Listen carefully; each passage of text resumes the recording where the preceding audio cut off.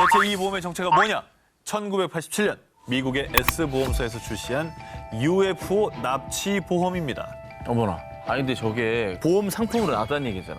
알아주는 보험사에서 낸 상품이에요. S보험사 공식 홈페이지를 보면요. 이 보험 없이 지구를 떠나지 마세요. 이 문구를 딱 내걸고 있습니다. 지난 수백 년간 전 세계에서 목격된 UFO, 그리고 침대에서 자고 있다가 외계인에게 납치됐어요. 제 몸에 바늘을 꽂고 생체 실험을 했다고요. 그렇죠? 이렇게 UFO에 납치된 피해자들과 그들의 가족을 위한 보험이 만들어진 겁니다. 피해자가 어미는 존재하기 때문에 만들어진 보험이라고 생각할 수 있겠네요. 자, UFO 납치 보험에 대해 좀 더 자세히 소개를 해드리면요. 먼저 보험 가입자가 UFO에 납치됐을 경우에는 1,000만 달러, 약 120억 원을 보장받게 되고요. 만약에 외계인의 아이를 임신하거나 외계인의 공격으로 사망했다. 이때는 2,000만 달러, 약 240억 원의 보험금을 받게 된다고 합니다. 근데 이제 중요한 게 실제로 UFO를 목격했던 사람들이라면 아마 이 보험은 무조건 들지 않을까요? 당연하죠. 네. 자, 이제 보험도 맞춤 서비스가 필요합니다. UFO 납치 보험이 당신을 지켜줄 겁니다. 외계인은 있다 싶고 17일 공개합니다. 외계에서 보낸 정찰기. 제2차 세계대전이 끝난 후 시작된 미소 냉전 시대. 1957년 소련이 세계 최초로 인공위성 스푸트니크 1호 발사에 성공하면서요. 큰 충격을 받은 미국은 이듬해 미 항공우주국 나사를 창설. 그 뒤 양국의 우주 전쟁이 본격화됐는데요. 그런데 1960년 2월에 발견된 의문의 인공위성 때문에 전 세계가 큰 혼란에 빠졌습니다. 아 왜요? 인공위성이 뭐 어떻게 됐길래? 일명 흑기사 위성이라고 불린 이 인공위성이 논란이 된 이유. 그 어느 나라에서도 흑기사 위성을 쏘아 올린 나라가 없었기 때문입니다. 아 진짜? 그리고 더 혼란에 빠진 건 당시 예상한 흑기사 위성의 무게는 무려 약 15톤. 그런데 당시 기술 수준으로 쏘아 올릴 수 있는 인공위성의 최대 무게는 겨우 500kg에 불과했고요. 오. 그리고 흑기사 위성의 운행 속도는 당시 최신 인공위성인 스푸트니크 2호보다 두세 배가량 더 빠르기까지 했습니다. 우와. 당시 과학기술로는 절대 불가능한 일인 거죠. 뿐만 아니라 프랑스 파리 천문대 야크 월레 박사는 이 인공위성은 지구에서 발생한 인공위성과 반대 방향으로 운행하고 있습니다. 지구 중력에 구애받지 않는 이 거대한 인공위성, 이 흑기사 위성을 쏘아 올리는 게 불가능한 일이었던 거죠. 아니 그러니까 지구에서 쏘아 올린 것도 아니고 지구의 기술을 뛰어넘는 거라면 이거는 달리 생각할 수밖에 없네요. 그럼요. 네, 외계에서 쏘아 올린 거다.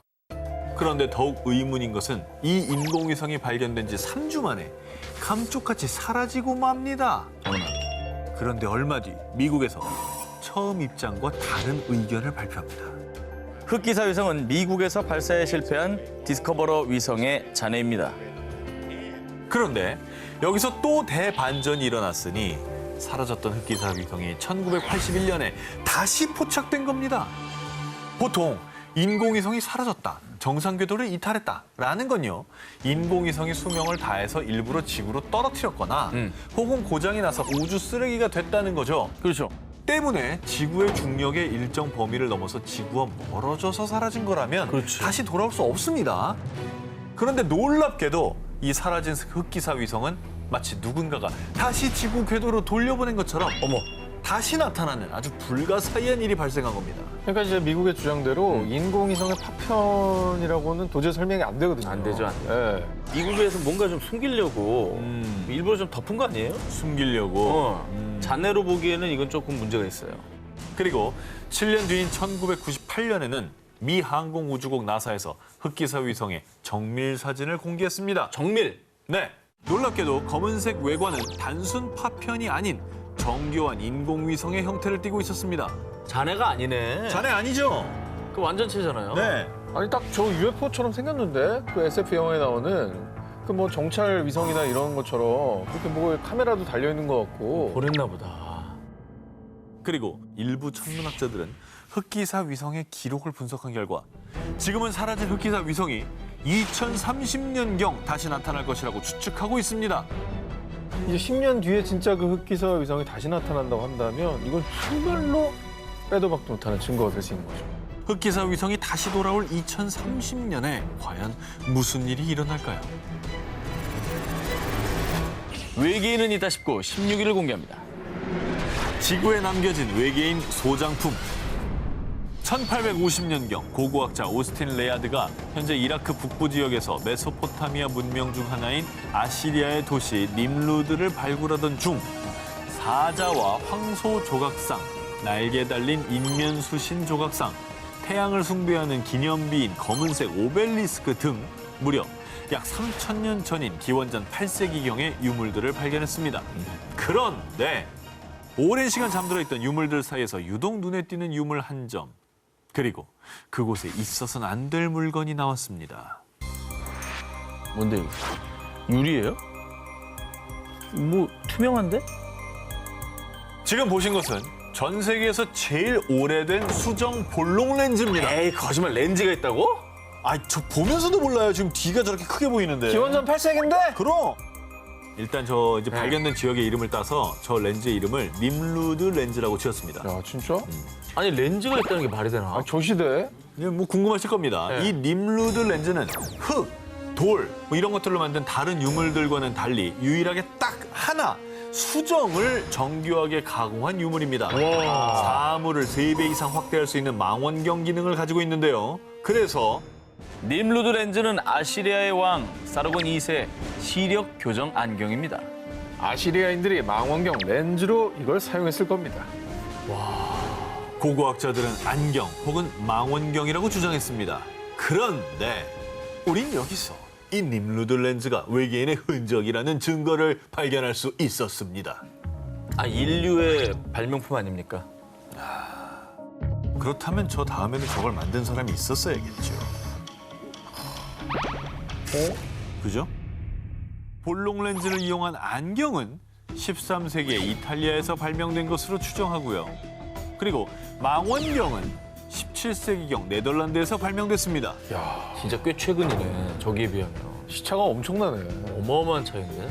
그럼 이게 그 전에 이미 저런 기술을 누군가 가졌다는 거 아니에요? 이게 이제 그렇습니다. 설명이 돼야 되잖아요. 그렇죠.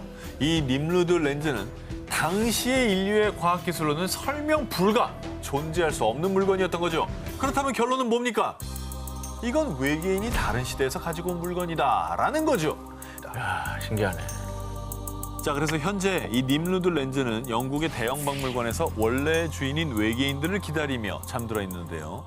수천 년을 앞서간 외계인의 기술, 유물은 잠들어 있지만 우리에게 힌트를 남기고 있습니다. 수천 년 전에 외계인이 왔다 갔노라라고 말이죠.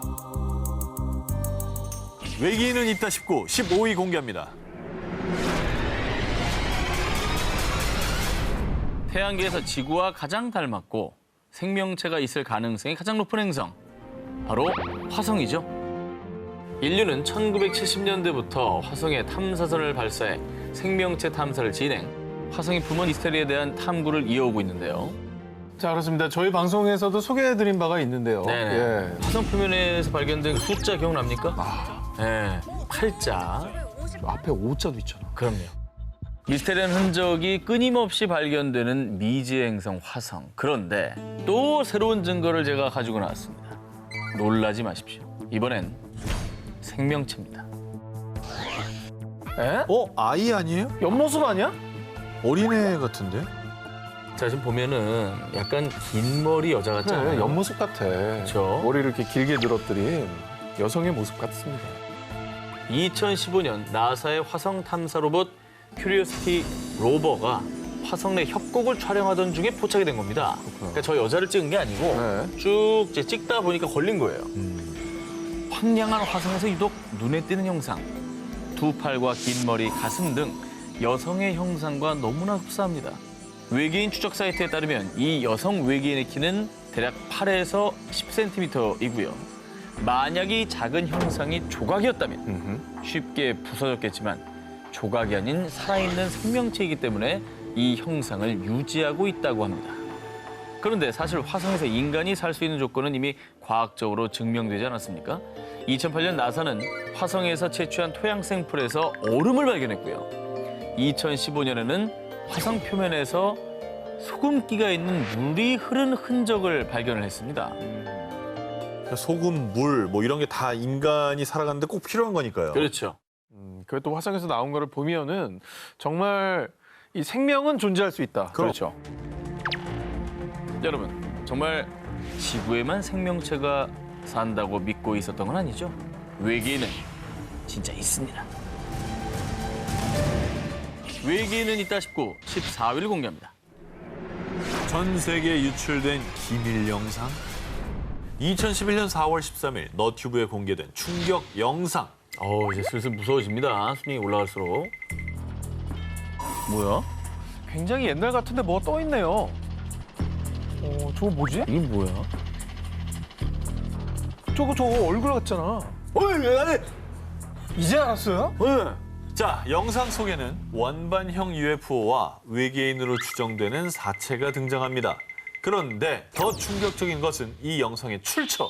바로 소련의 국가안보위원회인 KGB가 보관하고 있던 것으로 추정되는 기밀 영상이라는 겁니다. 그 근거가 무엇이냐? 이 영상의 첫 화면에 등장하는 엠블렘이 1957년경에 사용되었던 KGB의 실제 엠블럼과 상당히 유사하다는 건데요. 그러네. 자, 그리고요. 풍문에 따르면 KGB가 해체되자 1942년부터 1969년에 촬영된 KGB의 1급 비밀로 추정되는 영상이 일부 공개가 됐는데요. 그중에 이반이라는 사람이 KGB에 붙잡힌 외계인의 모습이 담긴 영상을 너튜브에 공개했는데 충격적인 건 이 영상 속에 KGB의 전투기에 의해 격추당한 UFO가 프랑스의 한 마을에 착륙하는 모습이 담겨 있다고 합니다. 자, 그런데 말입니다. 첫 번째 영상이 공개된 지 3주도 채 지나지 않은 5월 1일, 이반이 두 번째 영상을 공개했습니다. 보시죠. 뭐야? 에? 아니, 너무 디테일하고 너무 잘 이건 찍혔는데? 그냥 살아서 움직이잖아. 어머. 이 뭐야? 어머. 아니 근데 옛날 필름이라 더 무서운 것 같아. 그러니까 요즘 거면 오히려 그냥 에이 뭐 잘 만들었나 하겠는데 저 당시 영상이면은 합성하기도 쉽지 않고 조작도 사실 쉽지 않죠. 요즘이야 뭐 CG로 거의 사실처럼 만드는 게 가능하지만 옛날은 아우, 불가능하잖아요. 더 어렵죠. 옛날 거라 너무 무섭다. 그런데 이 영상에는 첫 번째 영상에는 없던 설명이 덧붙여 있습니다. 영상의 중요성 때문에 정보의 제공자는 익명으로 한다. 첫 번째 영상이 공개되고 나서 사람들이 이거를 막 찾기 시작하니까 더 이상 캐려고 하지 마라. 그렇게 해서 이 영상에 올라온 게 아닐까요? 미스터리한 기밀 영상 여기서 끝이 아닙니다. 일주일 뒤에 공개된 세 번째 영상을 보시죠. 외계인의 손을 도장으로 찍은 듯한 기다란 네 손가락과 함께 우리는 여러분의 의견에 관여하지 않지만 여러분은 잘못된 방향으로 보고 있다라는 의미심장한 글을 남겼고요. 이후 공개한 네 번째 영상에서는요. 가족 휴가라는 제목으로 여러 외계인이 등장합니다. 뭘 자료가 많아. 에? 에? 그리고 영상 속에는 1942년 첫 접촉 이후 서로의 관심 문제를 논의하기 위해 외교 사절의 파견이 계획됐고 회의는 비밀리에 개최될 것이다 라는 충격적인 글이 담겨 있습니다. 그런데 이렇게 미스터리한 영상이 계속 업로드되자 네 번째 영상을 끝으로 도리안 숱한 궁금증만 남긴 채 종적을 감췄습니다. 어머나. 아니 대체 누가 무슨 목적으로 이런 영상을 올린 거고 왜 또 사라진 거죠? 사라진 게 더 이상한데요? 왜냐면 이게 장난이고 막 그러면 사라질 것까지는 없잖아요. 그렇죠. 네. KGB가 남긴 것으로 추정되는 미스터리한 기밀 영상. 과연 언제쯤 진실이 밝혀질까요? 외계인은 있다 싶고 13위를 공개합니다.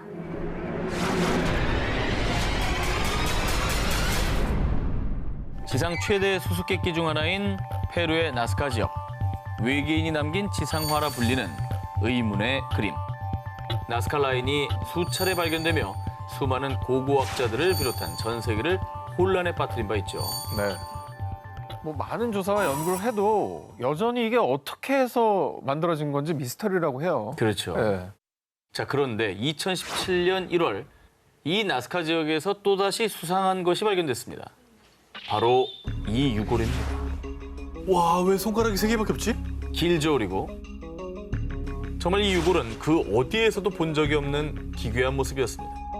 야, 저 생명체 중에는 저런 손이 없어요.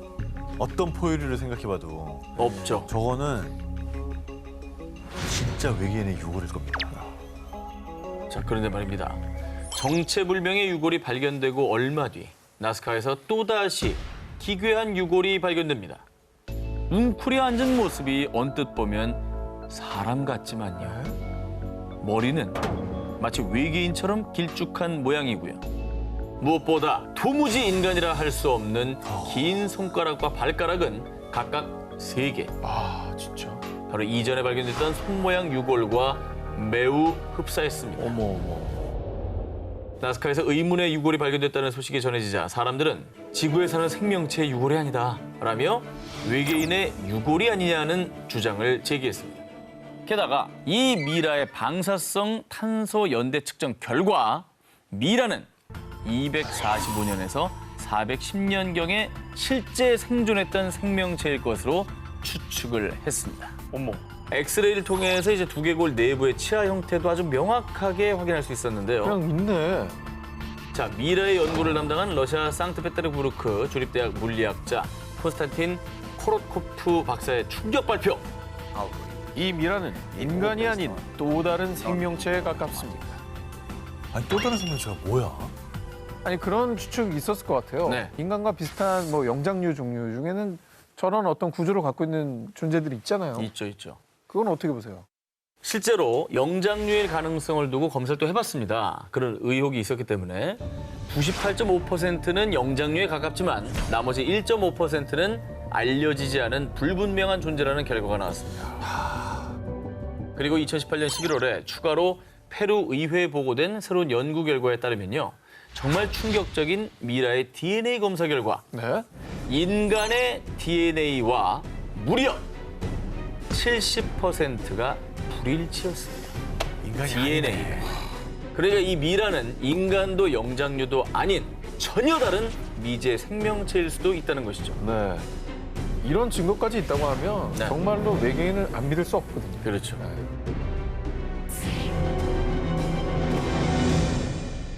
2015년 러시아 소스노비보르의 코바시강 마을 주민 2명이 우연히 강둑에서 수상한 무언가를 발견했습니다. 그런데 가까이 다가가 그 정체를 확인한 2사람은 큰 충격에 빠지고 말았습니다. 뭔데? 바로 정체불명의 생물 사체였습니다. 뭐지? 야, 지구상에 저 비슷한 생물도 없잖아요. 머리 크기에 비해서 비정상적으로 가늘고 긴 몸과 마치 조류를 연상시키는 발 모양. 한눈에 봐도 지구상에 존재하는 생명체의 모습은 아니었습니다. 하지만 당시 2사람은 혹시 달개 돌연변이 배아가 아닐까요? 돌연변이를 일으킨 달개 배아가 강물에 휩쓸려 떠내려온 것이라고 추측을 했죠. 그런데 말입니다. 사체를 확인한 전문가들은 이 미스테리한 형태의 두개골 모양, 그리고 목과 날개가 없는 것으로 보아 조류나 어류는 아닌 것으로 보입니다. 그리고 러시아 크라스노야르스크의 생물물리학센터 소속 생물학자 예로그 자더레프 역시 이 사체의 정체를 밝히기는 매우 어렵다. 굉장히 심도 있는 연구가 필요하다라는 의견을 냈습니다. 전문가도 손을 놓은 거예요. 저렇게까지 말하는 거면은 네. 이거는 진짜 지구상의 생명체가 아닐 겁니다. 생물학자는 딱 보면 알거든요. 알죠. 어떤 계통일 것이라는 추측을 하는데 이거는 뭐 비슷하다는 생물 이름조차 거론이 안 돼요. 러시아의 한 마을에서 발견된 괴 생명체의 사체. 이후 전 세계 언론은 강둑에서 외계인의 시체가 발견됐다. 과학자들까지 당황케 만든 불가사의한 사체라고 보도했고요. 많은 사람들 또한 지구에 외계인들이 와 있는 게 분명해 라며 외계 생명체에 대한 의혹을 제기했습니다. 언제 어디서 어떻게 온 것인지 알 수 없는 괴 생명체의 사체. 당신의 생각은 어떠십니까? 모모에 새겨진 초정밀 금빛 화조도. 자, 여러분 정말 놀랍게도 우리나라에도 설명 불가, 불가사의 미스테리한 외계인의 흔적이 존재했습니다. 그 흔적이 발견된 곳은 바로 신라의 역사가 살아 숨쉬는 경주. 어떤 흔적인지 사진으로 보여드리겠습니다. 이게 뭐죠? 금박 장신구 같은데요. 금박으로 보이죠. 네. 또 이게 왜 외계인 흔적이에요? 2016년 경주 동궁과 월제에서 출토된 해당 유물은 8세기 통일신라 시대의 순도 99.99%의 금박 유물, 삼각단화 쌍조문 금박인데요. 정말 정교해 보이지 않습니까? 문양이 진짜 예쁘다 근데. 그래. 또 순도가 99.99면 사실상 불순물이 거의 없는 거잖아요. 네네. 그것도 그거지만 그게 되게 연하잖아요. 저런 걸 새겨 넣기가 굉장히 힘들다고. 그걸 이제 가능하게 한 기술이 있었다는 거잖아요. 그걸 인간이 했을까요? 이 유물이 외계인의 기술이라고밖에 설명이 안 되는 이유를 보여드립니다. 와, 진짜 정교하다. 어머. 왜 그림 예술이네. 저렇게 보니까 더 예쁘다. 지금 만들었다 생각해도 뭐 무방한. 와, 진짜 정교하다. 어머. 아니 네. 그림을 진짜 촘촘하게 와, 잘 그렸다. 눈 아직 돌아간다. 놀라긴 이릅니다. 눈 돌아가. 아, 풀샷 나오네. 풀샷 크기 봅시다. 뭐? 이렇게 작다고? 뭐라고? 이게 뭐야? 우와. 이걸 사람이 한다고? 이걸 사람이 어떻게 합니까? 8세기에. 와, 대단하다. 이거 자. 어떻게 해 진짜? 이 금박 유물은 가로 3.6cm, 세로 1.17cm로 고작 동전 사이즈. 종이처럼 얇은 0.04mm 두께의 금박에 머리카락보다 가는 0.05mm 선으로 새 2마리와 꽃을 표현했습니다. 우와.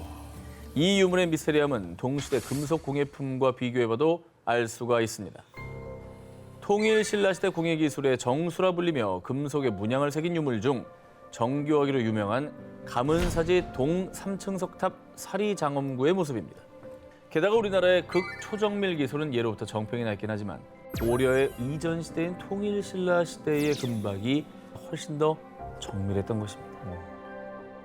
전체적으로 이제 모양이나 이런 건 되게 예쁜데, 와, 정교함은, 와. 못 따라가죠. 화조도가 진짜 압권이네요, 진짜. 야 이게 진짜 가능한 건가? 신기하게도 마치 외계인이 알려줬거나 외계인이 만들고 사라져버린 것처럼 해당 유물에서만 발견된 정교하고 세밀한 금박 기술의 흔적. 이에 대해 국가무형문화재 조각장 김용훈 보유자는 현미경을 보고해도 못 만들 불가사의한 작업입니다. 레이저 같은 현대 장비로 제작할 수 있는지도 실험해봐야 알 수 있을 정도로 섬세하네요. 이게 뭐 현대 시대에도 분명히 하기 힘들 것 같아요. 근데 이걸 통일신라 시대 때 만들었다고 하니까 그게 정말 놀라운 거고.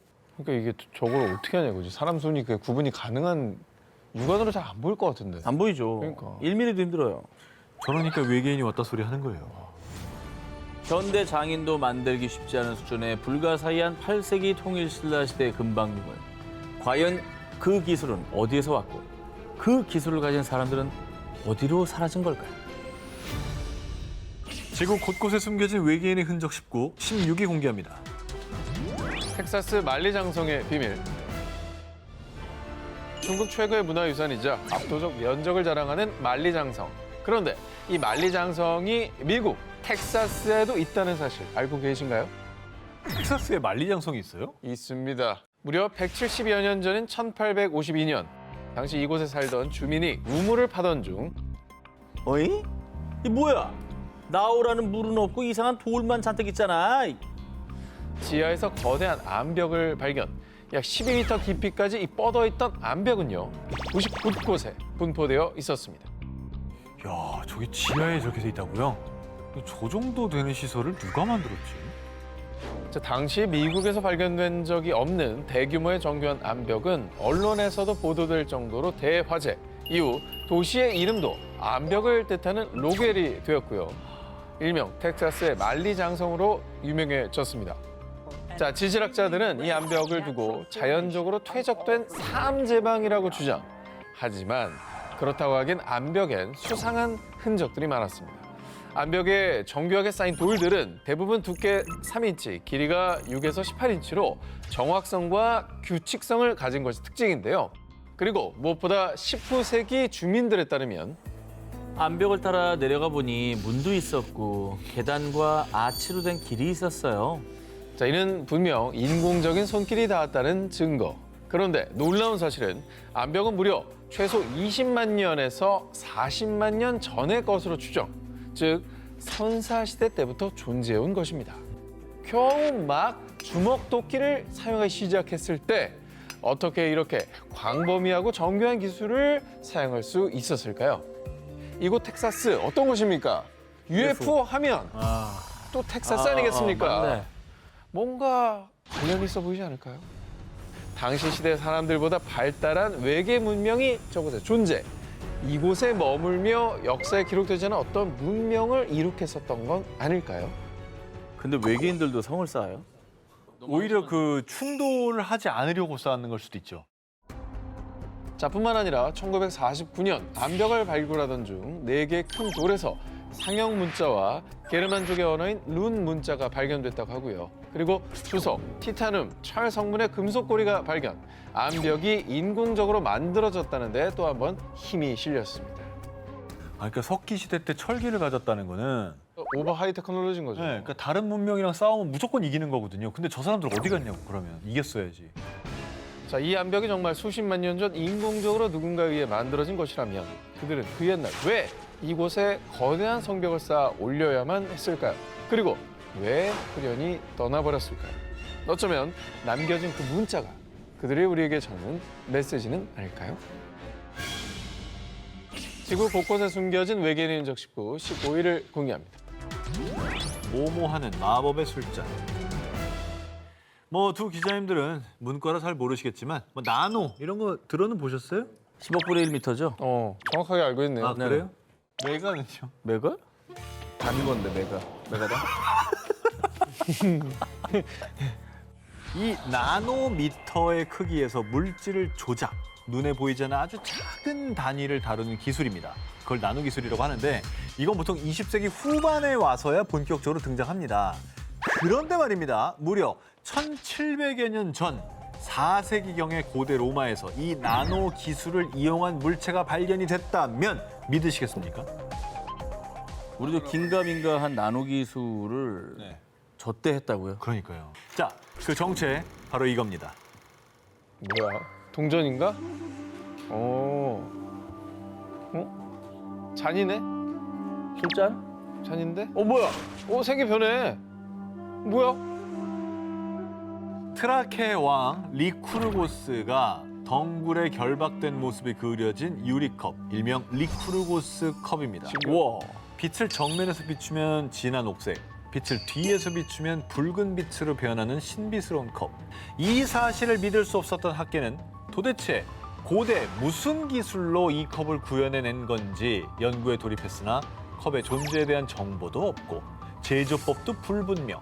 그렇게 시대를 거스른 리쿠르고스 컵은 수수께끼로 남아있었는데요.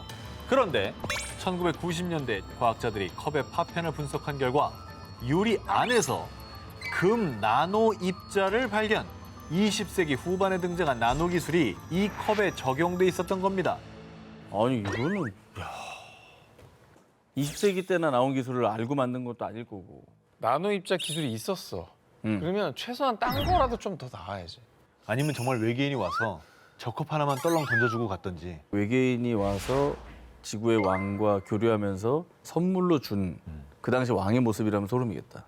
그거 아닐까? 그냥 금 입자가 그곳에 우연히 거기 있었던 거. 그렇지. 일각에선 금 입자가 들어간 게 우연이 아닐까라며 오기자처럼 의심하는 시선도 있었습니다.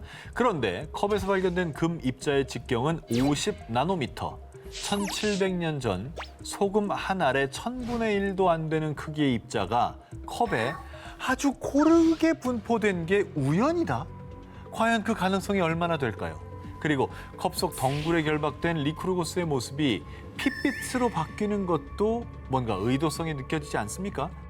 그 시절 나노 기술이 정말 존재했다면 관련된 유물이 추가로 더 발견되지 않았을까요? 하지만 그 시대에 이 기술을 활용한 컵은 단 하나만 발견. 그리고 관련 기술에 대한 기록도 전무한 상황. 과연 1700년 전 나노 기술을 알고 있던 그 누군가는 어떤 존재였을까요? 지구 곳곳에 숨겨진 외계인의 흔적 19, 14일 공개합니다. 호련히 사라진 외계의 발명품. 이번에 제가 찾은 외계인의 흔적 사진 먼저 보여드리겠습니다. 저거 본 적 있어요? 무슨 뭐 게임 아이템 같아. 자, 지금 보신 것은 무려 약 2000년 전인 서기 132년에 만들어진 세계 최초의 지진 감지기 후풍 지동입니다. 이 지진 감지기는 놀랍게도 그 옛날에 지진이 어느 방향에서 발생했는지를 감지해내는데요. 이 지진 감지기를 만든 것은 중국 후한의 천재 발명가이자 중국의 레오나르도 다빈치 장형입니다. 그런 그의 발명품 중에 후풍 지동이는 역작 중의 역작. 지름 1.8m 항아리의 바깥쪽엔 구슬을 문 8개의 용 머리가 나침반의 8방향을 향하게 했고요. 만약 지진이 발생하면 용의 입에서 구슬이 떨어져 개구리 입 안으로 들어가 크게 울리는데요. 이때 공이 떨어진 방향은 즉 지진이 발생한 곳이라는 뜻. 그런데 138년 2월 폐하, 서쪽 용에서 구슬이 떨어졌나이다. 폐하, 서쪽 지역에서 지진이 발생했다는 전갈이 옵니다. 당시 수도에서 무려 400km 떨어진 지역에서 발생한 지진을 장형의 지진 감지기가 정확히 측정해냈는데요. 근데 400km면 일단 저 당시는 연락이 오는데 며칠 걸렸을 거예요. 며칠 정도가 아니겠지. 말 타고 왔을 테니까. 보름 걸리지. 그러나? 저걸 어떤 원리로 만든 걸까? 그러니까 진동을 감지하는 걸 되게 민감하게 만들었나 보다. 그런데 장형의 발명품이 불가사의한 점은 이뿐만이 아니었습니다.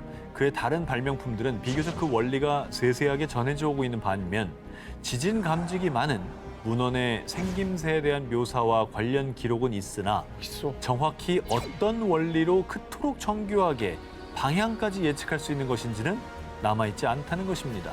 그리고 더욱 미스터리한 건 장형의 지진 감지기는 오로지 이 시대에만 잠시 나타났다가 139년 장형의 죽음 이후 호련히 자취를 감춰버렸는데요.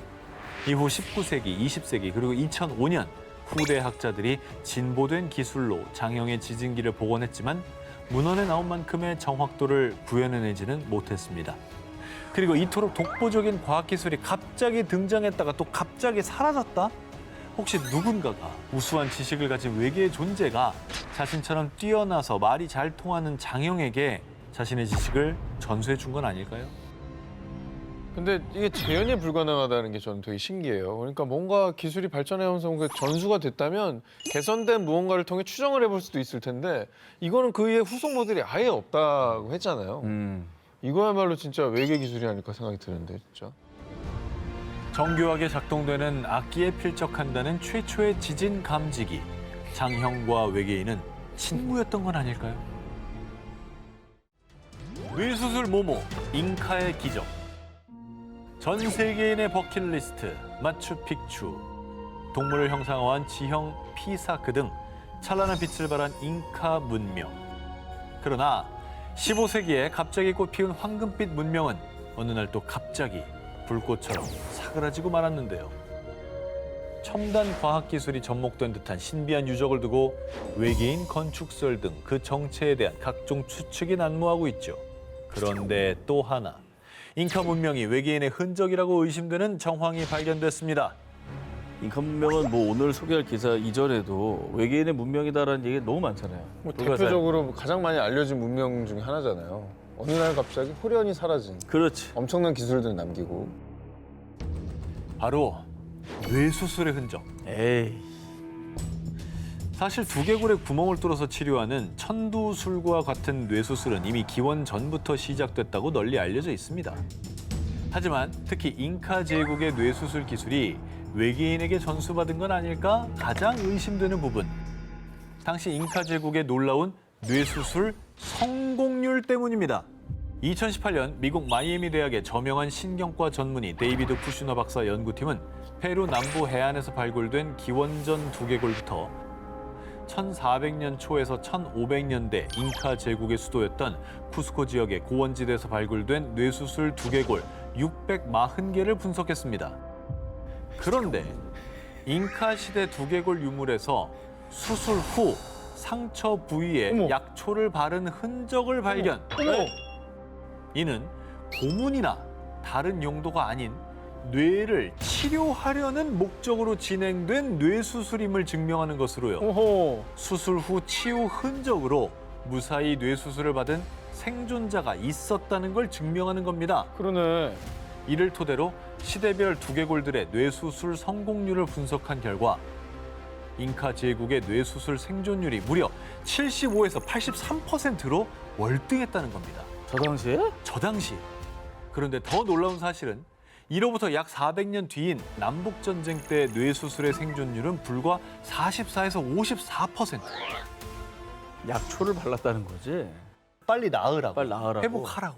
뇌 수술을 성공시킨 확률이 너무 말이 안 된다는 거지. 쿠슈너 박사 연구팀에 따르면 이전보다 정교해지고 첨단화된 수술 기술로 경막의 손상 없이 뇌수술이 진행된 흔적을 발견했다고 하는데요. 여러분 생각해 보십시오. 당시에 뭐 살균 시설, 마취 기술, 정교한 수술 도구 이런 거 다 없습니다. 이런 상황에서 거의 80%의 성공률을 보였다는 건 정말 기적과도 같은 일 아니겠습니까? 살균 기술도 어떻게 보면 외계 수준을 뛰어넘은 거야. 뛰어넘은 거죠. 저 때 그런 게 어디 있었어. 항생제 없는데. 옛날에 그래가지고 다 죽었잖아. 다 죽었죠. 전쟁만 나면. 그 당시 행해졌다고는 믿을 수 없는 잉카의 의학 기술. 어쩌면 미래에서 온 외계인들이 전파해준 기술은 아니었을까요? 지구 곳곳에 숨겨진 외계인의 흔적 19 11일 공개합니다. 자, 이게 뭘로 보이십니까? 일단 바퀴? 돌릴 것 같긴 해. 팽이같이. 그다음에 뭐 이렇게 장난감 프로펠러도 좀 저렇게 생겼거든요. 어. 장난감 헬기에 달린. 자, 이것은 세상에 하나밖에 없는 것으로요. 그 용도가 아직도 미스터리해서 정말 이제 하늘에서 뚝 떨어진 것이 아닐까 하는 의심까지 드는 물건입니다. 일명 사부의 원반. 1936년 영국의 이집트 학자 월터 브라이언 에머리가 고대 이집트의 사카라 유적지에서 사부 왕자의 무덤을 발굴하다가 발견했습니다. 지름 약 61cm, 높이 약 10cm. 삼면에는 매우 얇고 구부러지게 조각된 특이한 돌출부가 있습니다. 저게 특이해. 그런데 이 사부의 원반은 흔히 편암이라고 불리는 암석으로 제조됐는데 문제는 이 편암이 매우 깨지기 쉬운 성질로 조각하기 어려운 암석으로 손꼽힌다는 겁니다. 사부 왕자 무덤의 추정 시기는 기원전 약 3000년경. 와, 당시 기술로는 절대 불가능했을 아주 세밀한 조각 기술 때문에요. 이 사부의 원반은 당시 이집트 왕조 시대와는 어울리지 않는 유물, 즉 오파츠로 분류되고 있습니다. UFO에서 떨어진 부속품이네. 거의 그렇게 생각되는 누가 거예요. 만들었어요, UFO를? 그럼요. 돌로? 돌 UFO 되게 유명해요. 아, 유명해요? 돌 UFO. 착륙이 안정적이니까. 아직까지는 풀리지 않은 수수께끼가 바로 이 원반의 용도인데요. 발견 직후 몇몇 학자들은 이를 꽃병이다, 뭐 향로다, 아니에요. 아니 뭐 단순한 장식용품이다, 혹은 뭐 의식용 물품이다 이렇게 추측했지만 확실한 증거는 없었고요. 수많은 학자가 연구를 거듭했지만 술을 제조할 때 곡물과 뜨거운 물을 고르게 섞고 으깨기 위한 갈퀴의 하나였을 겁니다. 글쎄요, 제가 보기에는 외계인과 소통하던 이집트인들이 비행 접시를 본뜬 모형 같은데요. 이게 일리 있다. 만나서. 그럴 수도 있죠. 딱 보자마자 야, 너 그거 봤어? 이러면서 그걸 만든 거야. 어. 후세에 알리려고 이런 게 왔다고. 그리고 그렇게 맞지. 신기한 걸 봤다면 공들여 만들만 하죠. 그렇지. 네. 근데 말이야, 그 기원전 3000년이면 저런 거 만들 기술이 있었을까? 왜 없어? 없습니다. 기술은 없었다고 보는 저렇게 거죠. 정교하게 말이야. 그게 제일 신기한 점이긴 해요, 그러니까. 사실. 야, 설명하기에 그것밖에 이제 생각이 안 나는 거지 뭐. 근데 가장 오래된 형태 UFO 아닌가요, 저게? 우리가 막 뱉은 얘기 중에 답이 있으면 외계인이 되게 놀래겠네. 그러니까. 뭐야, 쟤네들? 어떻게 알았지? 이러면서. 여태 아무도 못 맞춘 걸? 어느 날 하늘에서 뚝 떨어진 듯 여전히 그 용도를 알 수 없는 유일무이한 사부의 원반. 그게 무엇일지는 그 옛날 이집트인만이 알고 있지 않을까요? 지구에 그 누군가가 살고 있다 싶고 17일을 공개합니다. 휴대폰에 녹음된 뭐뭐. 자, 이번 영상은 여러분 소리에 집중해서 잘 들어주길 바랍니다.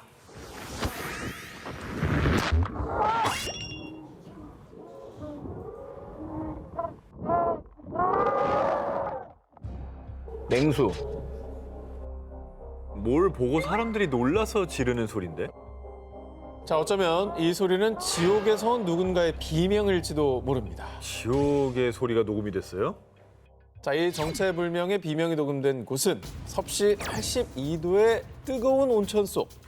자, 미국의 황량한 사막 한가운데 생성된 이 온천은 직경 약 180m, 깊이 약 15m로요.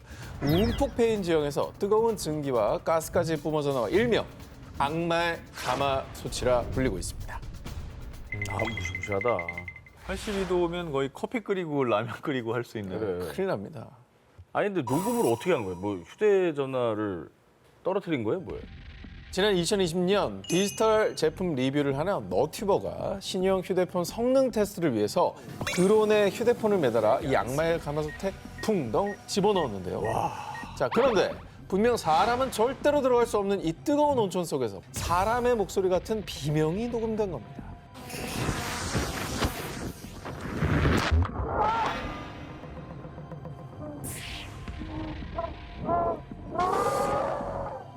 어머머. 이거 진짜인데? 정말로 사람 소리 같은데요? 살려달라는 거 아니야? 저거 뜨거워가지고? 근데 저 안에 어떤 우리가 잘 모르는 생물이 있다 치더라도 그런 생물들이 저 정도의 소리를 낸다고요? 사람 말처럼? 안 내지. 그런 것도 잘 그런 없잖아요. 소리 안 내지.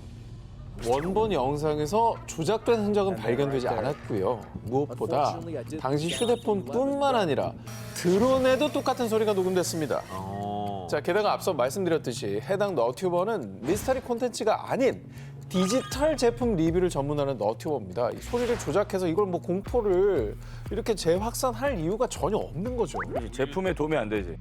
뭐냐? 그럼 이게 뭐 단순한 노이즈 이런 건 아니라는 거네. 아, 이거 뭐가 있다는 얘기잖아, 저 안에. 악마의 가마솥에 정말로 우리는 모르는 존재가 살고 있는 걸까요? 자, 그런데 말입니다. 이 지역 원주민들의 충격적인 증언. 예로부터 전해져 오는 이야기인데 그 악마의 가마솥은 정체불명의 생물이 살고 있다고 하오. 그리고 우연인지 이 악마의 가마솥이 위치한 곳은 미국 네바다주. 유령의 목격담에 아주 파다한 곳입니다. 저러면 내받아주는 외계인도 많이 오고 유령도 많고 아주 그냥 100번 양보해서 동물이라고 치면 저런 소리 내는 동물 있지 않나? 우리가 모르는 고대 그런 우리가 모르는 생물. 그렇다면 신비한 거죠, 진짜. 그렇지, 그렇지. 미국 네바다 악마의 가마솥에서 촬영된 정체불명의 비명. 그 실체는 아직 미스테리로 남아있는데요. 어쩌면 그 비명의 주인공은 원주민들이 얘기하는 정체불명의 생물 혹은 악마의 가마솥에 살고 있는 유령은 아니었을까요? 지구에 그 누군가가 살고 있다 싶고 16위 공개합니다. 멕시코에 나타난 모모의 후예. 여러분 속보입니다. 멕시코에서 전설 속 등장했던 거인족의 실체가 포착됐다는 소식입니다. 조작 아니야, 조작? 저기 위에, 산 위에! 이게 진짜 큰 거잖아. 저 사이즈면 진짜 한 30m? 20m는 돼 보이는데? 그치? 진짜 큰 건데, 저 정도면. 더 클 수도 있지. 2022년 멕시코 라블랑카에서 포착된 의문의 존재. 그런데 놀라운 건 이 거인처럼 보이는 의문의 존재가 멕시코에서 포착된 게 이번이 처음이 아니라는 겁니다. 불과 약 한 달 전에도 포착됐었다고 합니다. 야, 이거 신기하다. 저 사이즈 봐요. 저 뭐야, 뭐 위에 뭐 언덕 위에 뭐 하나 걸어가는 거 아니야, 지금? 멀리 보이는 산인데 저 사이즈 봐요, 사이즈. 놀래서 제대로 찍지도 못했네. 아니, 이게 왜 이렇게 땡길 수가 없나? 왜 저렇게 찍은 거야? 저 정도면 가까이 가야지 왜 멀리서 찍고 앉아있냐고. 드론을 찍을 그래, 왜 저러고 가까이 앉았냐고. 가야지. 멍충이가. 저분이 저걸 찍으려고 한 게 아니어서 뭐 드론이고 뭐가 없었어요. 아니, 난 이걸 들고 야 드론 가져 하죠. 그래. 아니 근데 뭐 드론이 가져온다고 뭐 아무 데나 다 하고 있는 거 아니었어? 드론을 누가 운전을 해요? 나도 내가 입고 온 저 바지 주머니 있어. 아 진짜? 그럼. 이렇게 날림 되는 거 아니야? 지주머니에 있다고? 그럼요. 바지 좀 가져와봐라. 할리스코와 아구아스 칼리엔테스를 연결하는 고속도로에서 거인을 목격한 운전자에 따르면 전설 속의 거인을 직접 본 것 같았어요. 아니 조금만 더 있었으면 마치 공격할 것 같았다니까요. 산 꼭대기 위에서 포착된 거인. 멀리서 봐도 마치 전봇대 크기처럼 어마어마한 크기로 위협적이었습니다. 근데 저렇게 큰 존재가 있었다면 당연히 이전의 실체가 좀 밝혀지지 않았을까요? 많은 사람들이 이거는 착시다 이렇게 주장하기도 했는데요. 근데 여러분, 착시 현상이라고 하기엔 같은 멕시코 지역에서 그것도 비슷한 시기에 한 번이 아닌 두 번이 연달아 목격됐다는 게 이상하지 않습니까? 게다가 멕시코인들은 혹시 전설 속의 퀴나메친의 후예가 아닐까? 멕시코에서 전해지는 거인족 퀴나메친 전설을 소환, 현존하는 멕시코 퀴나메친의 후손이 모습을 드러낸 것이다 라고 주장했습니다. 실제로 멕시코엔 거인족 관련 전설들이 전해져 내려오는데요. 먼저 멕시코의 오토미 문명은 중부지방에 3m에서 6m 크기의 거인 종족이 존재했었다고 기록. 그리고 올메카 문명은 거인들에게 술을 바쳐 잠들게 한 후 제거했다는 기록까지 존재합니다. 아니 그냥 뭐 구체적인 기록도 있고 거인들이 실제로 이제 뭐 신화 속에 등장했다고 하니까 무엇보다 두 번이나 찍혔다는 거. 그렇지. 이게 이제 굉장히 뭔가 신빙성을 더해 주는데요. 그죠? 아마 그 대장한테 혼났을 수도 있어. 자꾸 나가 들키지 말라고. 멕시코에서 두 번이나 목격된 의문의 정체. 정말 전설에서 존재하던 거인족 퀴나메친의 후예일까요? 그렇다면 그들은 어디에 숨어 살고 있는 걸까요? 지구에 그 누군가가 살고 있다 싶고 15위를 공개합니다. 영국 주택가 천사의 방문. 여러분은 천사의 존재를 믿습니까? 전혀 안 믿는군요. 과학의 영역을 뛰어넘는 그 존재를 인정하긴 쉽지 않지만요. 여기 진짜 천사를 봤다고 주장하는 사람이 있습니다. 전 봤어요. 조용히라고 하기만 해봐. 김세현. 에휴, 아 왜? 보자마자는 천사 같았는데. 참 열심히 산다. 2014년 영국 런던의 자치구 바킹의 한 주택가. 30대 여성 미르제타 비노케는 친구들과 가든 파티를 즐기던 중 밤 하늘이 아름다워 휴대폰 카메라로 촬영을 했습니다. 그런데 잠깐만. 이게 뭐지? 비둘기인가? 이렇게 생긴 비둘기가 어딨어? 여기 날개 봐봐. 완전 천사잖아. 미르제타와 친구들이 사진 속에서 발견한 건 동화나 성경 속에서나 나오던 천사의 형상이었습니다. 예? 저기 찍힌 거예요. 천사보다도 그 요정 느낌 있잖아. 동화 아, 속에는 그 요정. 팅커벨. 뭔가 나비나 잠자리의 날개 형태를 가진 그 요정 느낌이에요. 그렇지. 예. 제 생각엔 초점이 안 맞은 뭔가의 새의 깃털 같아요. 빗점이 저렇게 복잡하게 돼 있다고? 프로. 그 초점이 안 맞았기 때문에 저렇게 보였을 거야, 아마. 나방이나 하루살이 등의 벌레로 치부하기엔 너무도 이해 안 되는 점이 있었습니다. 이 형상은 자체 발광, 마치 형광등을 켜놓은 것 마냥 너무도 밝게 빛나고 있었다는 겁니다. 물론 반딧불이처럼 스스로 발광하는 곤충도 있지만요. 아무리 봐도 이 천사의 형상과 반딧불이는 너무도 다르게 생기지 않았습니까? 다르죠. 그죠, 반딧불은 저 사진처럼 그 배 끝에만. 있는 데만 불나요. 배만 나와요. 불이 나오지. 그렇게 전체적으로 불 들어오는 게 아니에요. 그렇지. 게다가 현존하는 나비나 나방 중에 저렇게 마치 형광등을 켜놓은 것 마냥 전신이 밝게 발광하는 종은 학계에 보고된 바가 없습니다. 반딧불은 무조건 아니 생각할 필요도 없이 아니고 좀 뭐냐 도대체. 게다가 미르제타가 천사의 존재를 더 확신하게 된 이유가 있었습니다. 엄마, 근데 나도 엊그저께 침실에서 창문을 봤었는데 아주 밝은 흰색 섬광 같은 걸 봤었어요. 정말 천사가 아닐까요? 그녀의 아들도 문제의 사진이 포착되기 불과 이틀 전에 정체불명의 밝은 섬광을 목격했다는 겁니다. 한 명이 아니라 여러 명 있을 그러니까. 경우에는 이게 또 신뢰를 더해주거든요. 그러니까 의문의 섬광의 존재가 굉장히 궁금하네. 창가에 비쳤던 의문의 흰색 섬광과 이틀 후에 목격된 천사의 형상. 이게 과연 우연 그뿐이었을까요? 지구에 그 누군가가 살고 있다 싶고 14위를 공개합니다. 봉인된 무덤 속 시간 여행자의 흔적. 2008년 중국 광시 쌍스현. 명나라 시대 중기 약 400년 전 무덤으로 추정되는 봉인된 구분에서 정말 충격적이게도 시간 여행자의 흔적이 발견됐습니다. 400년 전인데 뭔가 특이한 게 나왔구나. 두 개 나왔습니다. 시계 아니야? 400년 전이면 우리나라에 저기 해시계 물시계 만들던 때 아니에요? 아예 해시계 물시계를 떠나서 시계 자체가 없을 때잖아요. 없죠. 그때는. 저런 시계가 있었냐고. 저 안에 진짜 톱니가 들어있는 시계였던 거야? 난 그게 궁금한데. 자, 구리로 된 이 유물을 잘 살펴보면은 약 10mm 두께의 문자판에는 시침과 분침까지 있습니다. 옆면에는 시간을 조절할 수 있는 버튼도 있습니다. 그런데 이 미니 시계가 시간 여행자의 흔적으로 의심받는 이유, 바로 시계 뒷면에 새겨진 영문자 SWISS, 스위스! 역시 시계는 스위스죠. 스위스라고 새겨져 있는 겁니다. 자, 여러분, 스위스제 시계를 나타내는 스위스라는 글자를 시계에 각인한 건요, 불과 몇십 년 전부터입니다. 그러게. 그리고 무엇보다 이 시계 제작 시기는 최대 100년 전으로 추정되는데요. 그런데 이 시계가 발견된 곳은 최소 400년 전의 고분. 그러니까 약 100년 전의 시계가 400년 된 명나라 시대 고분에서 발견이 됐다. 이거는 엄청난 미스테리죠. 그러니까 이거는 무조건 타임머신 아니면 설명이 안 되는데? 그렇지 않아? 시간 여행자죠. 이건 뭐 반박을 해봐. 아니, 저거 발굴하는 사람들이 설마 유명세를 얻으려고 막 던져놓은 건 아니겠죠? 자, 일각에서는요. 에이, 이전에 도굴꾼이나 탐험가가 먼저 무덤을 발굴했다가 떨어뜨린 거 아니야? 그러니까. 이 시계의 존재를 의심했습니다.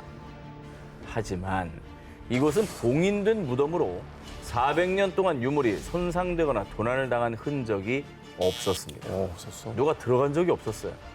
분명히 시계에 스위스라 적혀 있지만 시계 브랜드는 물론 누가 왜 이 시계를 만들었는지 추측이 아예 불가능합니다. 자, 그렇다면 대체 이 시계의 정체는 무엇일까요? 그러니까 도굴꾼이라는 게 말도 안 되는 게 도굴꾼이면 꺼내와야지. 뭐 꺼내와야죠. 누굴 못 집어넣겠어? 희한하다, 진짜. 신기하다. 400년 전에 봉인된 중국 고분에서 발견된 스위스 시계. 혹시 시간 여행자가 실수로 흘리고 간 물건 아닐까요? 모모는 UFO의 비밀기지? 여러분, 외계인들이 UFO를 숨기기 좋은 장소가 어디라고 생각하십니까? 만약 인간은 접근 불가능한 장소가 있다면 이곳이 외계인들의 비밀기지로 최적이지 않을까요? 화산. 연기 엄청 피어오르네. 화산 아니면 태평양 바다 한가운데라고 생각했거든요. 인간이 들어갈 수가 없으니까. 그렇지. 어디야 저긴 화산이잖아. 화산 화산입니다. 맞잖아요. 2023년 1월, 얼마 전이죠. 멕시코 화라산 포포카테페틀에서 찍힌 이 사진. 사진을 찍은 남성 루이스 게라는 연기를 내뿜는 화산 사진을 찍었습니다. 그런데 저거 뭐야? 저 UFO 아니야? 사진에 UFO가 찍혔다는 사실을 알게 된 그 여자친구 가르시아는 오늘의 사진, 오전 7시 52분, 포포카테페틀과 달, 그리고 아마 UFO일 것이라며 이 사진을 SNS에 게재했고요. 이후 이 사진은 순식간에 대화제. 그런데 화산에서 찍힌 UFO 사진이 화제가 된 이유는 따로 있습니다. 이곳에서 UFO가 목격된 것이 이번이 처음 아니고 두 번째 아니고요. 무려 수차례였기 때문입니다. 출몰 지역이구나. 사람들이 저긴 못 들어가니까. 안 들어오죠. 그리고 외계인들은 뜨거운 열에 강할 수 있죠. 그렇지. 사실 이곳은 세계 10대 UFO 스팟 중 하나. 앞서 2022년 10월에도 인근에서 UFO가 목격됐고요. 뿐만 아니라 2020년, 2015년, 2013년 어머. 그야말로 UFO의 성지로 꼽히는 곳입니다. 그래서 이곳을 두고 사람들은 화산 아래 UFO의 비밀기지가 숨겨져 있다라고 추측하는데요.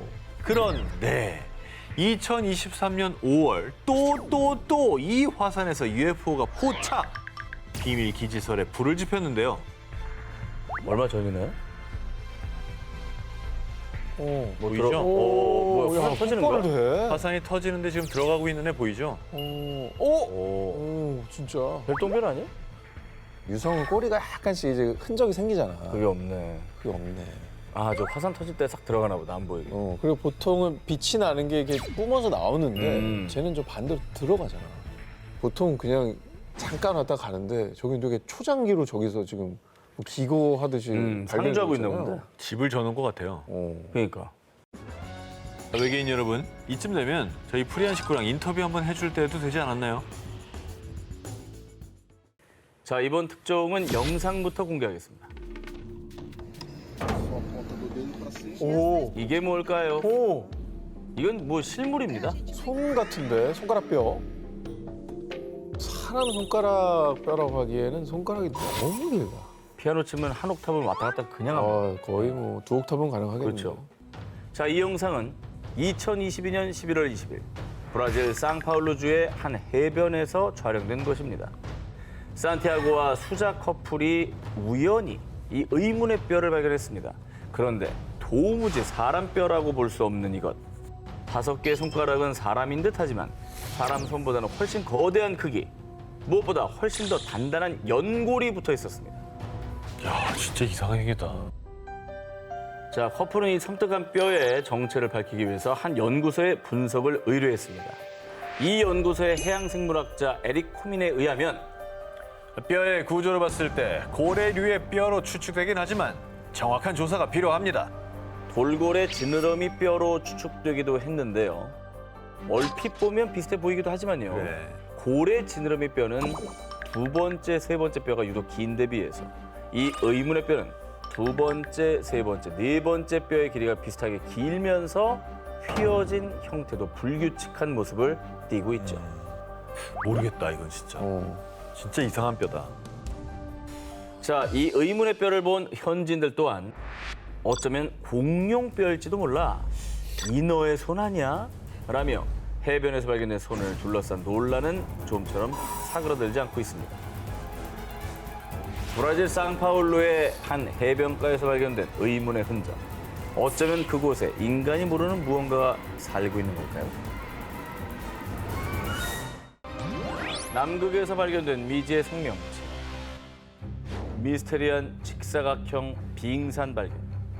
위성 지도에 포착된 의문의 생명체 닌겐. 아직도 베일에 쌓인 채 꾸준히 연구되고 있는 미지의 공간 남극. 그런데 2021년 2월 남극에서 또 다른 미지의 생명체가 출몰했다고 합니다. 남극은 굉장히 미지의 공간이기 때문에 뭔가 또 계속 뭐 발견이 되잖아요, 그죠? 뭐 나왔어요, 이번엔? 남극의 해역 웨들해의 필크너 론느 빙붕 아래 영국 남극 조사단이 퇴적물 샘플 수집을 위해서 약 900m 두께의 얼음층을 뚫고 바닷속으로 내려보낸 카메라에서 돌에 붙어있는 미지의 생명체를 발견한 것입니다. 뭔가 뭐 이렇게 작대기 같은 게 있네. 영국의 남극 조사단은 1957년부터 남극을 수없이 조사했습니다. 남극 전문가인 휴 그리피스 박사조차 이런 곳에 생명체가 살 수 없다고 생각했기 때문에 영상을 보고 정신이 나갈 정도였습니다. 그러니까 깊은 바다는 거의 사막이라고 보면 됩니다. 영양분도 없어요. 없죠. 전혀 없죠. 플랑크톤이 있겠네요. 예. 분석 결과 돌에 붙어있던 것의 정체는 미상의 해양동물 개체로 추정. 조사단은 애초에 바닥이 지늘길 거라고 예상했지만 바위에 부딪히자 1차 당황. 바위 표면에 생존한 고착동물을 발견하자 또다시 당황했습니다. 그 이유는 이 몇 년간 영양 섭취 없이 생존을 이어갔을 것으로 추정됩니다. 바다 온도가 영하인 곳에서 생물이 서식하기 매우 어려운데 정말로 놀랍습니다. 남극 빙붕 아래 수온은 영하 2도로 매우 낮고요. 또 햇빛이 전혀 들지 않기 때문에 광합성도 불가능합니다. 먹이도 없는 암흑 속에서 대체 어떻게 이 생명체들이 살아왔냐는 것이죠. 특히 빙붕 아래에서 바다벼룩, 갑각류 같은 작은 동물들이 소수 목격된 적은 있지만요. 이번처럼 넓은 장소에서 집단적으로 발견된 적은 전무후무한. 이에 충격에 빠진 학계는 생물이 살 수 없는 환경에서 생존한 것에 대해 조사가 더 필요하다고 밝혔습니다. 신비롭지 않습니까? 아니, 정말 특이합니다. 그러니까 식물이 됐건 뭐 플랑크톤 같은 게 됐건 뭔가 먹을 게 있어야 되는데 저기는 뭐 뭣도 없을 거란 말이죠. 지구인을 구원하는 제2의 지구는 최초로 민간 유인 우주 왕복선 발사에 성공한 우주 탐사 기업 스페이스비의 최고 경영자 일론 머스크는 이런 말을 했습니다. It's eventually, history suggests there will be some doomsday event. The alternative is to become a spacefaring civilization and a multi-planet species, which I hope you would agree that is the right way to go. 자, 그 이유. 과학 전문가들에 따르면 지구의 인구는 점차 증가하고 있는데 인류의 생활에 꼭 필요한 에너지 자원인 화석 연료가 불과 50년 뒤면 고갈될 거라는 겁니다. 게다가 날로 심각해지는 극심한 환경 오염 역시 지구를 위협하고 있는데요. 한 예로 인도에서는 환경 오염 때문에 연간 약 230만 명이 기대 수명보다 일찍 사망한다고 합니다. 야, 너무 어마어마한 양이네요. 정말 그 제2의 지구는 필요하긴 한 것 같습니다. 지금부터 만들어 놓지 않으면 뭐 당장 닥치고 나서 어떻게 하겠어요? 어쨌든 대안을 우리가 찾아야 되는 거니까요. 그렇죠. 그렇습니다. 지구인들이 숨 쉴 수 있는 제2의 지구 찾기 프로젝트는 지금 이 시간에도 계속되고 있는데요. 그래서 오늘은 지구인들을 구원할 제2의 지구 후보들을 준비해봤습니다. 먼저 첫 번째 후보는요. 2016년에 발견된 프록시마 B. 이 행성을 지구인들의 이주지 후보 1순위로 꼽은 이유는 지금까지 발견된 외계 행성 중 태양과 최단거리에 위치해 있다고 합니다. 굉장한 이점인 거죠. 그리고 무엇보다 단단한 암석으로 구성된 지표면에는 생명체의 필수 조건, 액체 상태의 물이 있을 가능성이 높다고 합니다. 그 이유는 행성의 모성인 프록시마 켄타우리가 태양보다 온도가 훨씬 낮고 빛도 1000배가량 약하기 때문이라는데요. 다행이다. 마실 물은 구할 수 있는 곳이라는 얘기가 정말 희망적으로 들려요. 그러니까 생명체가 존재하는 가능성도 그만큼 높을 거고 그렇죠. 물이 있다면 뭐가 있습니까? 당연히 산소도 기대를 할 수가 있는 거 아니겠습니까? 있죠. 네.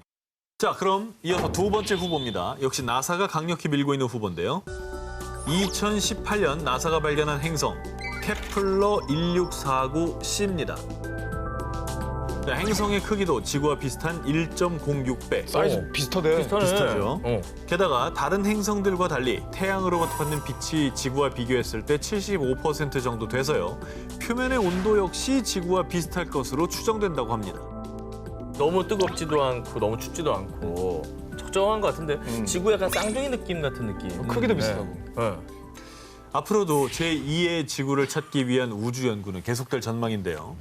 지금 이 시간에도 우린 제2의 지구 찾기에 한 발짝 다가서고 있습니다.